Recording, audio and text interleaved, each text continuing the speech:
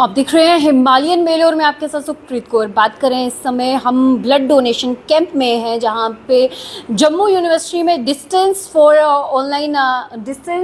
And online education की बात करें, वहां पे ये कैंप लगा हुआ है जहां पे आपको बताना चाहिए डॉक्टर रिजम हमारे साथ हैं, डॉक्टर सतवंत सिंह रिजम हमारे साथ हैं। जैसे कि आप सब जानते हैं, रक्तदान महादान blood donation is a great donation. आप सबको जो है ये ब्लड जो है डोनेट करना चाहिए। जो इम्प्योरिटीज़ हैं वो कहीं ना कहीं क्लीन होती हैं।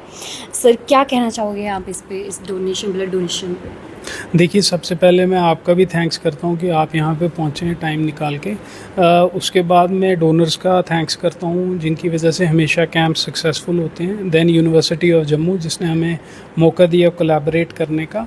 और रही बात ब्लड डोनेशन कैंप की, तो आप जानते हैं कि रक्तदान महादान का नारा देश भर में हम बचपन से सुनते आए हैं।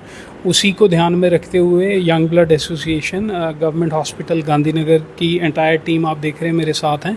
इनके साथ हम काम करते हैं और जहां हमें कोई सपोर्ट मिल जाए तो हम ये कैंप्स मंथली बेसिस पे लगाते हैं।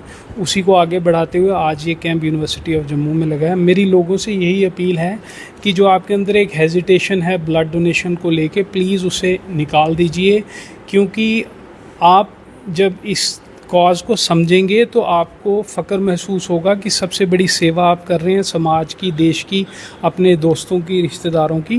तो इसी चीज़ को अगर हम आज के हिसाब से देखें तो अक्सर हमने देखा है कि लोगों को तंगी महसूस होती है जब उन्हें किसी भी सुख और दुख में खून की ज़रूरत पड़ती है।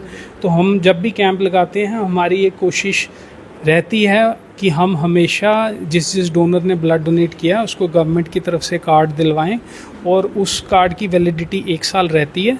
और वो कार्ड आप कभी भी for good and bad reasons, आप जब जाएंगे हॉस्पिटल के ब्लड सेंटर में तो वहाँ से आपको फ्री में 1 यूनिट ब्लड मिल जाता है।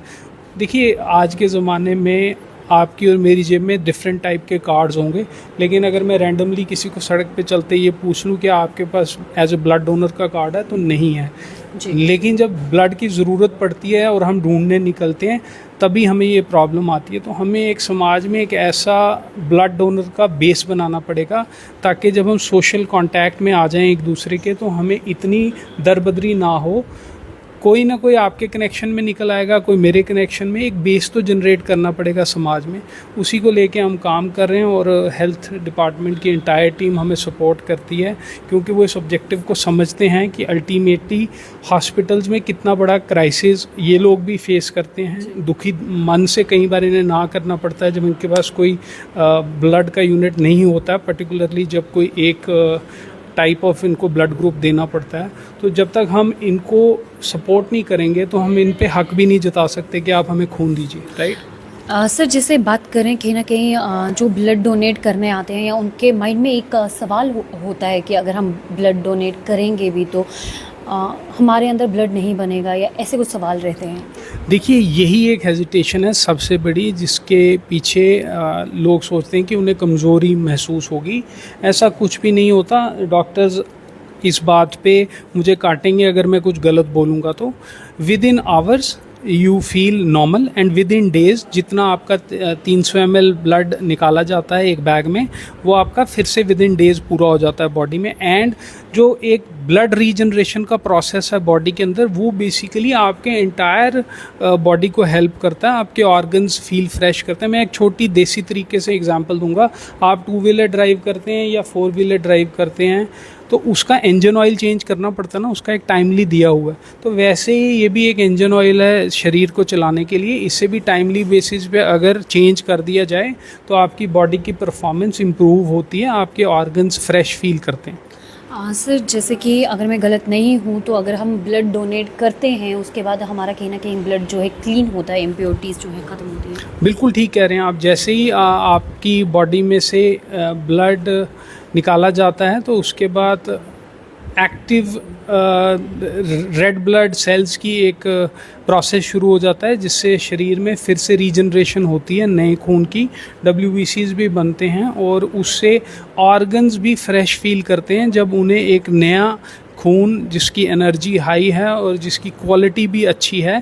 क्योंकि देखिए, अल्टीमेटली मैं जो आज तक सीख सका हूँ मेडिकल टीम के साथ रह के कि थिकनेस हो जाती है ब्लड की, जब वही पुराना खून आपके अंदर चल रहा है, तो जब फ्रेश खून होगा आपके ऑर्गन्स भी लेस स्ट्रेस्ड फील करते हैं और आपकी जो वेन्स हैं वो भी नहीं स्ट्रेस में रहती कि उन्हें मोटे खून के साथ डील करना है। अक्सर आप देखते हैं कि जब लोगों को ब्लॉकेजेस पाई जाती हैं इन हार्ट, तो उन्हें एस्पिरिन और वैसी दवाइयाँ दी जाती हैं खून पतला करने के लिए, तो वो over the period of time वो मेडिकल रीजंस की वजह से उनका खून मोटा होता है। लेकिन जिनको प्रॉब्लम नहीं भी है उनका भी इन कंपैरिजन टू उन लोगों के जो ब्लड डोनेट करते हैं उनका खून मोटा रहता है।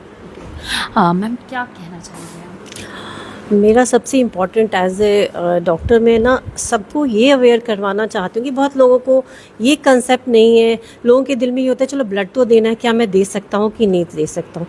तो मैं एक बेसिक क्राइटेरिया जो है, गाइडलाइंस जो है, ताकि सब अवेयर हो जाएं कि उनके दिमाग से ये निकल जाए कि मैं दे सकता हूँ कि नहीं। फर्स्ट ऑफ ऑल जिसकी भी एज 18 to 60 ईयर्स है और वो हेल्दी है, उसका जो HB है, उसका जो खुद का खून है वो 12.5 से अबव है, उसका वेट 45 से ज़्यादा है और वो कोई भी ऐसी बीमारी से ग्रसित नहीं है जो उसको लगता है कि मैं ये ब्लड देने से किसी और को चला जाएगा, तो वो कभी भी ब्लड बैंक में अपने आप को हेल्दी डोनर महसूस करे और BP उसका जो है वो नॉर्मल लिमिट में हो, कोई भी मेडिसिन, डायबिटिक वगैरह ऐसी बीमारी से ग्रसित ना हो, वो ब्लड बैंक में, किसी भी ब्लड बैंक में, ब्लड बैंक हमारा जैसे गवर्नमेंट हॉस्पिटल गांधीनगर में मैं as a blood bank officer काम कर रही हूँ, 24/7 वो ब्लड बैंक खुला होता है और जितने भी मैक्सिमम ब्लड बैंक्स हैं वो खुले होते हैं। कभी भी जो इस क्राइटेरिया को फुलफ़िल करता है वो आए और वॉलंटरी डोनेट करे और हमें भी थोड़ी हिम्मत दे, क्योंकि हमें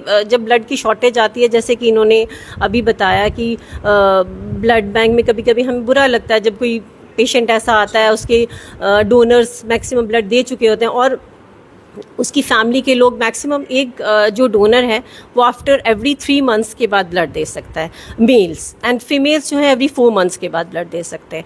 तो उनके फैमिली मेम्बर्स मैक्सिमम ब्लड दे चुके होते हैं, जैसे कोई डायलिसिस का है, किसी कोई कैंसर का पेशेंट है, तो वो उनके पास डोनर नहीं होता। तो उस परेशानी में अगर हमारे पास ये जो वॉलंटरी डोनेट किया होता है ब्लड, हम उन लोगों की हेल्प कर पा सकते हैं। बात करें अगर rare blood group it's O negative I think, तो आपको वो कहाँ से, अगर वो डोनर कहाँ से मिलते हैं? वो हमने अपने हर ब्लड, हमारे जैसा ब्लड बैंक है उसमें हमने एक रजिस्टर मेंटेन किया होता है, जिसमें हमारे पास कोई डोनर आता है तो हम उसका, हमें पता चला इसके नेगेटिव ब्लड ग्रुप है, हम उसको बता देते हैं कि आपका, हमने पूरा एड्रेस, उसका पूरे डिटेल्स हम अपने रजिस्टर में रजिस्टर्ड रहता है कि हम आपको कॉल करेंगे, कभी ज़रूरत पड़ी तो आप आएंगे, तो विलिंग होते हैं। फिर हम जब कोई वैसा आ जाए तो उसको वो डिटेल्स के देते हैं, वो फिर उसको कॉल करके आ जाता है। इस समय आप देख सकते हैं ब्लड डोनेशन कैंप जो लगा हुआ है। जैसे आपको बताना चाहेंगे, रक्तदान महादान, blood donation is a great donation. आप भी डोनेट कीजिए ब्लड, ताकि जिनको ज़रूरत है आपके खून की, किसी की जान जो है आपके खून से बच सकती है। अगर उनको आपका ब्लड जो है, उनको रिक्वायरमेंट है, तो आपका ब्लड अगर उन्हें मिलेगा तो उनकी जान जो है बच जाएगी। क्योंकि आगे आप देखते हैं एक्सीडेंट्स होते हैं, या प्रेग्नेंट लेडीज़ की बात करें या कैंसर पेशेंट्स की बात करें, तो ऐसे काफ़ी पेशेंट्स हैं जैसे कि जिनको ब्लड की रिक्वायरमेंट होती है, और आपका खून अगर किसी की जान बचा सकता है तो इससे बड़ी बात क्या ही होगी। बाकी देखते रहिए हिमालयन मेल में आपके साथ सुप्रीत कौर।